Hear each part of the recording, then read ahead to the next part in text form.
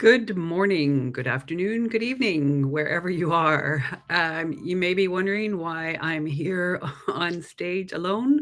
Simo had a family emergency, so I'm winging it this this morning on my own. Um, yeah, I got that message when I woke up early this morning, and so did a little scramble, and got. I'm gonna share a video in a moment about with Kevin. He was able to join me and do a little recording, and we had a discussion about today's topic, um, about bionic people and organizations and how to thrive as a human in an AI world. We did pivot a little bit from that topic, but it's in there someplace. So I have a couple of videos that I'll share with you. And yeah, so welcome. Thank you. I will try and keep a better uh, look on the LinkedIn part during the videos and able to stop or respond. Um, yeah. Anyway, sorry, I'm a little discombobulated. If you don't know me, I'm Stephanie Barnes, and I'm your host today. So let me see if I can get this going and we'll watch the first video together. I go. So let's do that. Um, okay. So shall we, yeah, just talk about what we're going to talk about then?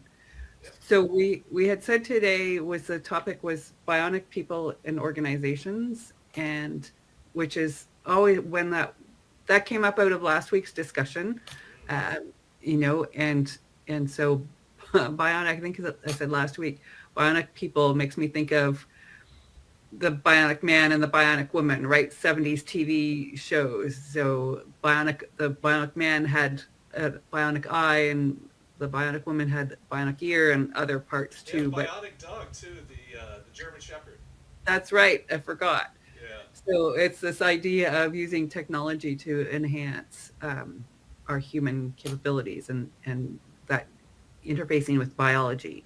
Um, and certainly, I think they're actually doing some of that, already with like legs and people that have had amputations and things connecting into to nerves and making hands work, artificial hands work and things. So yeah, but yeah, in the context of AI and things, what do you think? Well, I think on the lighter end of it, like you got the heavier end of it where you got full-on amputees, those with a variety of different type of accessibility issues. Mm-hmm. So based on that, AI is going to be able to do some really cool stuff. But for those of us that are going to augment, like we're going to be using, we're going to do that cyborg. We're going to be Borgs, right? So one of the things I seen recently, I think it was called. I was just looking it up, and I was thinking, I gotta get this thing. I believe it was. What was it? Something. Let me just move my screen. Oh no! If I move my screen, it'll screw up the video. So I'm not going to do that.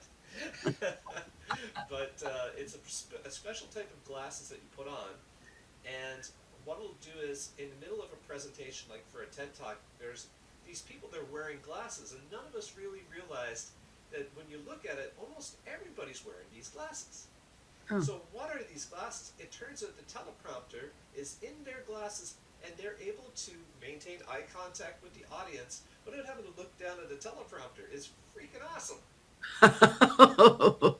So sort of an augmented reality kind of thing Well, then? it's just they just for the wearer of the glasses on the inside is the text for their speech. It is so cool.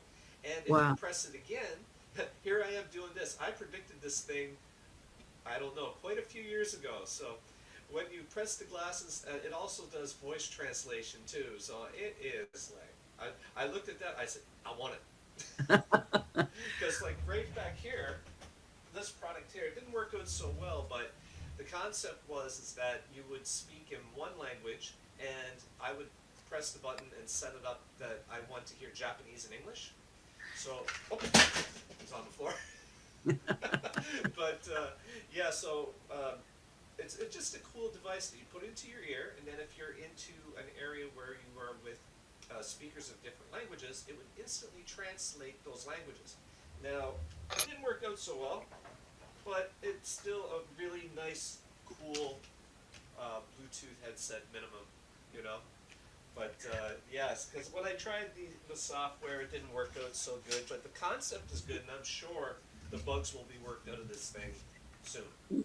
Yeah, I remember seeing something like that when I just moved to Berlin, and I thought, oh, that would be cool, and help me because I'm not fluent in German yet. But they weren't. I don't think they had German enabled at that point. I forget what the languages were, English, and there were only like three languages, Yeah. and German wasn't one of them, unfortunately. So, but then I eventually learned enough German that I could get by, and yeah, so never invested. I don't know what happened, but why? What was it about that it didn't work out so well? Was it just? It was a software-related issue. It could be potentially a version of my Android. It could be a potential that the product was released too early before testing.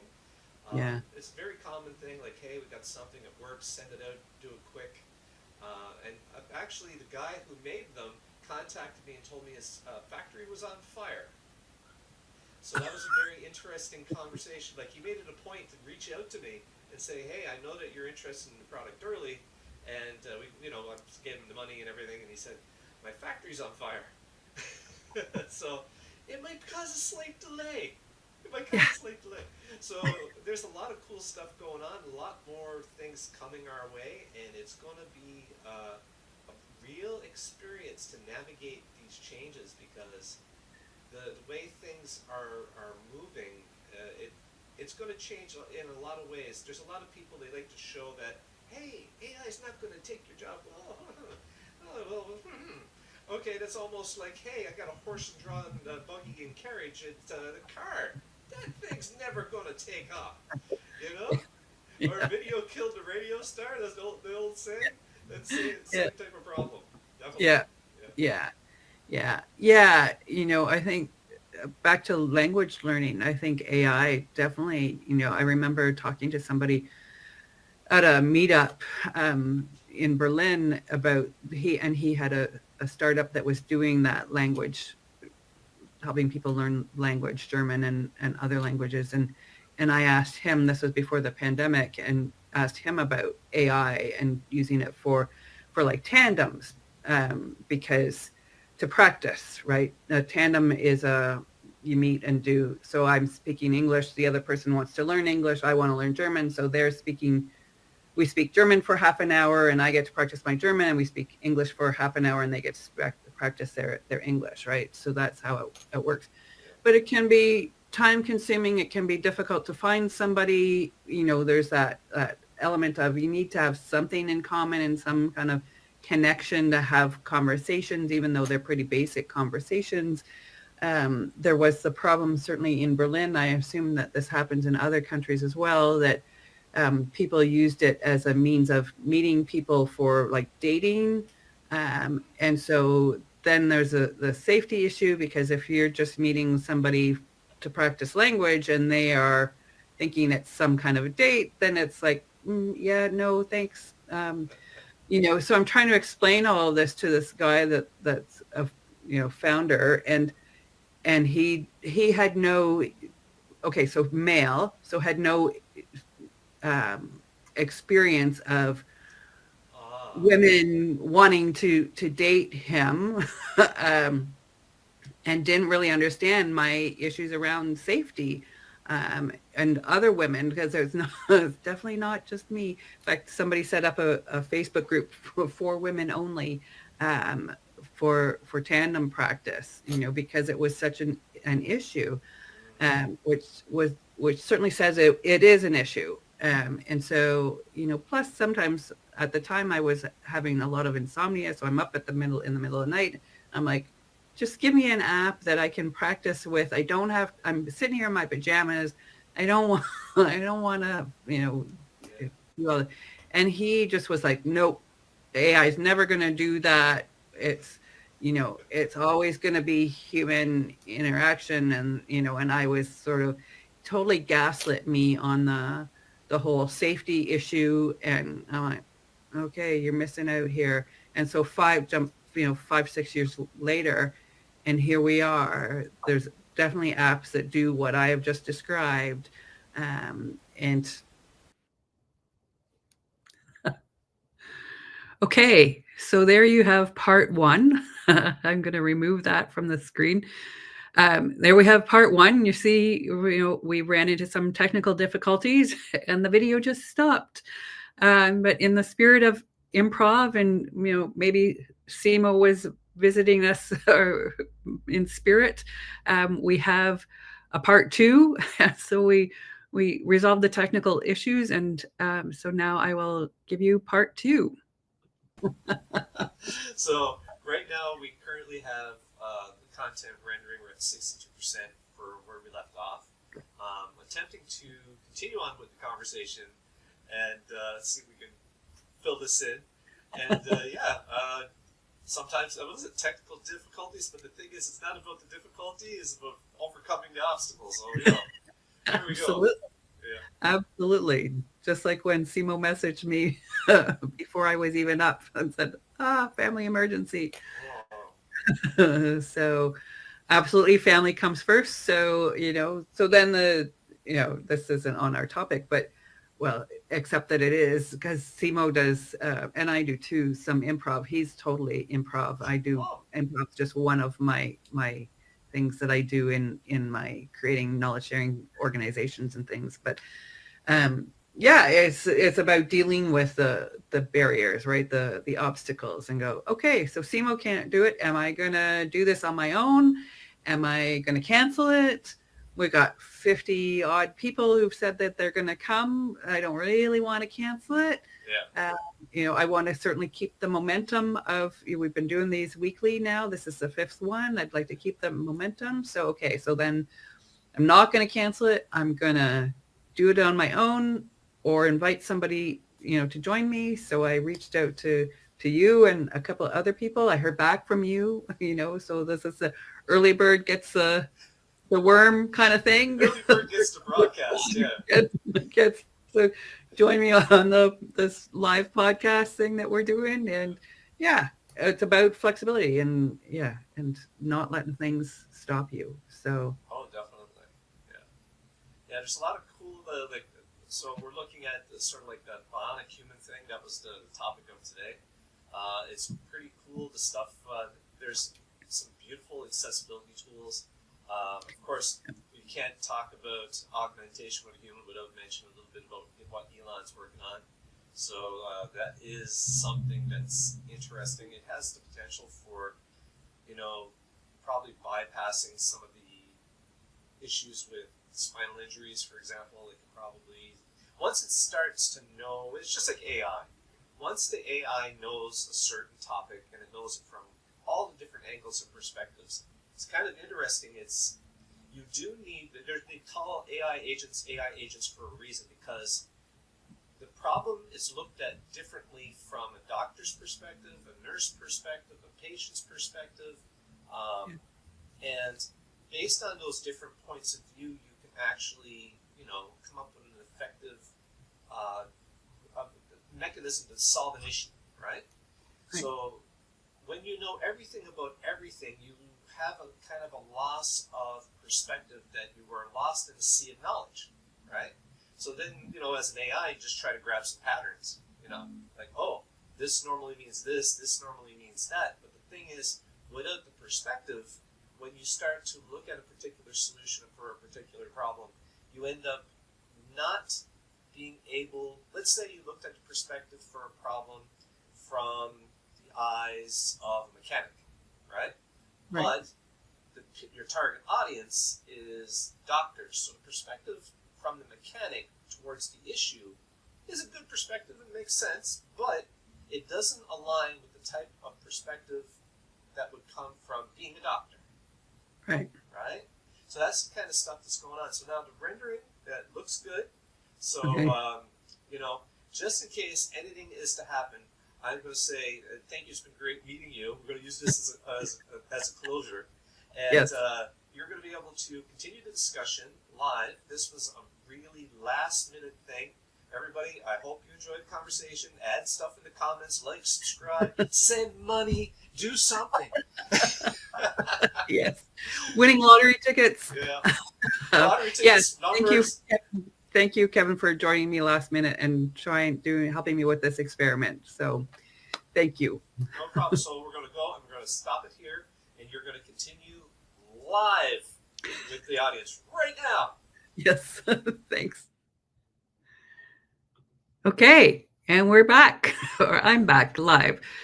So yeah, there you go. Today's experiment. We talked a little bit about bionic people and organizations, about how technology is helping humans, in some specific use cases, in the case of accessibility and amputations.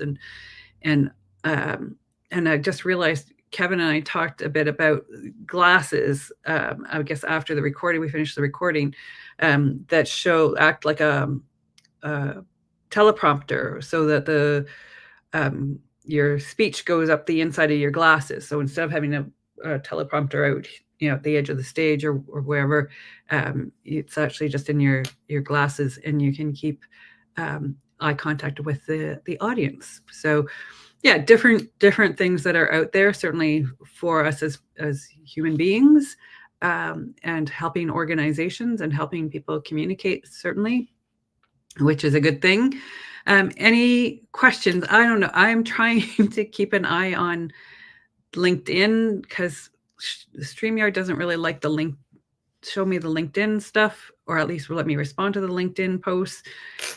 So yeah, I don't know. I think we need to figure out some different technology. But has anybody got any thoughts that they would like to share about this? Oh, thanks, Kevin. There's a link in the comments from Kevin to the AI glasses.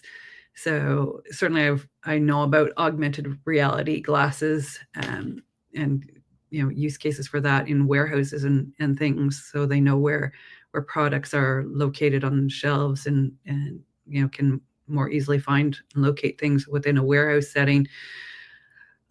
Also in factory settings as well. So stuff like that, helping humans be better, which is a good thing. So, and I like the use case around the language learning. It's too bad it came too late in my stay in Berlin, but yeah, it's out there now. I guess I could still keep working on my German. But yeah, any other questions, comments that you'd like to share? Thoughts on bionic people and organizations? I think technology is a useful tool. Certainly, I've maintained that. I mean, my MBA is in IT. That was a long time ago. And so I think it's a useful tool. I think they're useful. They're good use cases. I also, as many of you will know, have concerns about what it's doing to humans, and our ability to be human and to connect and on a human level, and to share those experiences, and to have difficult conversations and to learn. So yeah. Oh, thanks. Okay, so I don't know who said this, but oh, hang on, I can do this. Thank you, LinkedIn user.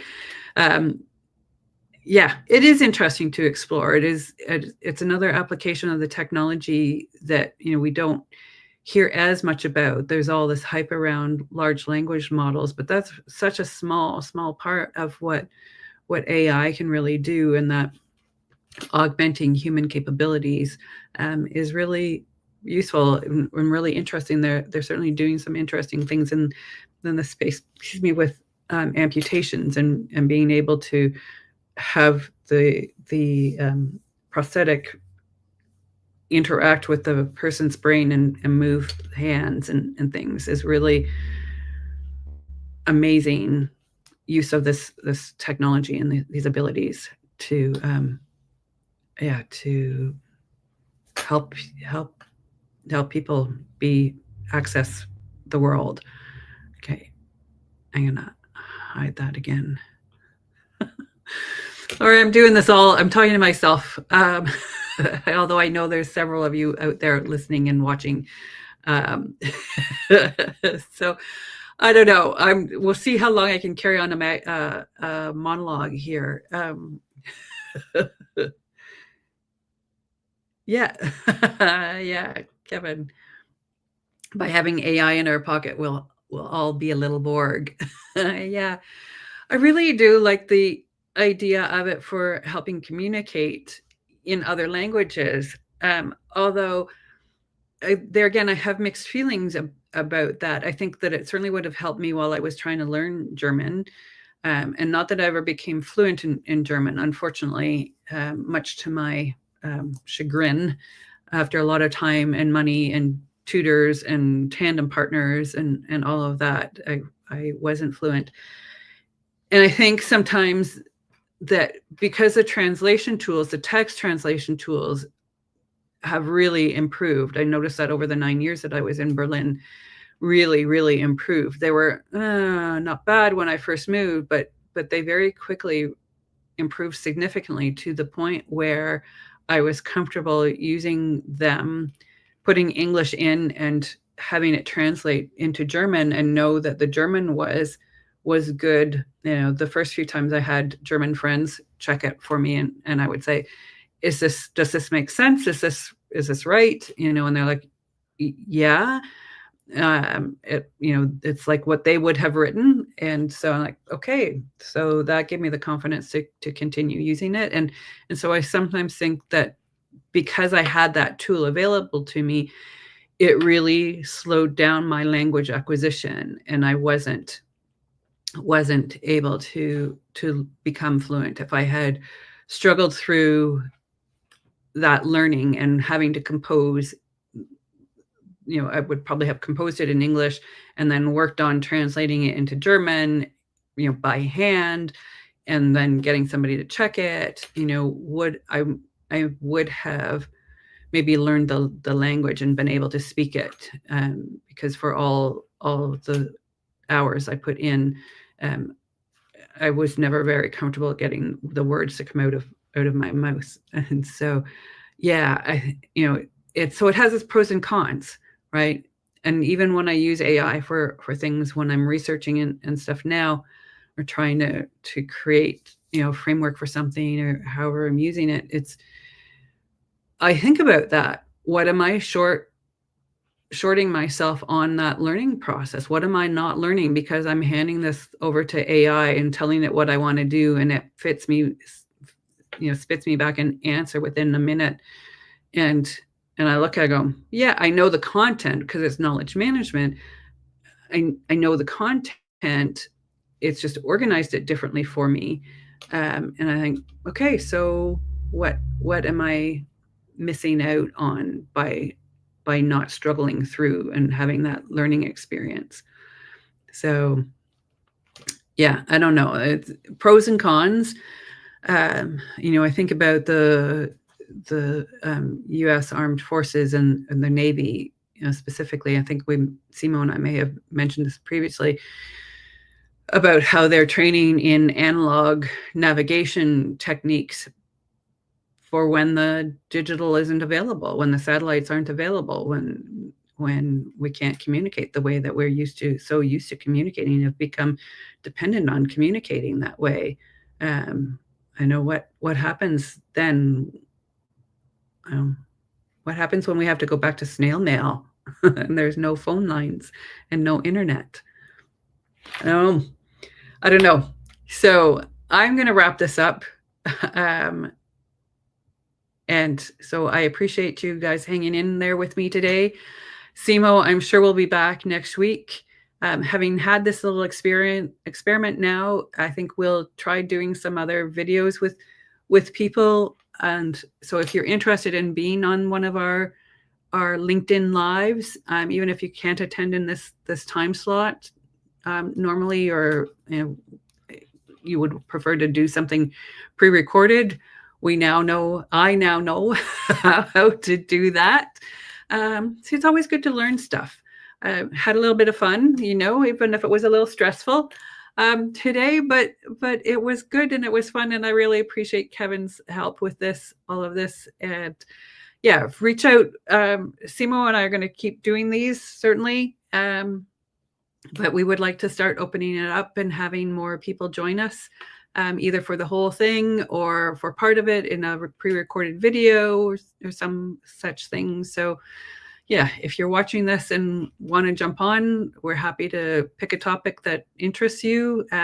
It's all about how to thrive as a human in an AI world, whatever that means to you, and whether it's how we, yeah, whatever that means to you. I'll leave it there. And so thank you. Have a great day, and I will see you with Simo next week. Bye.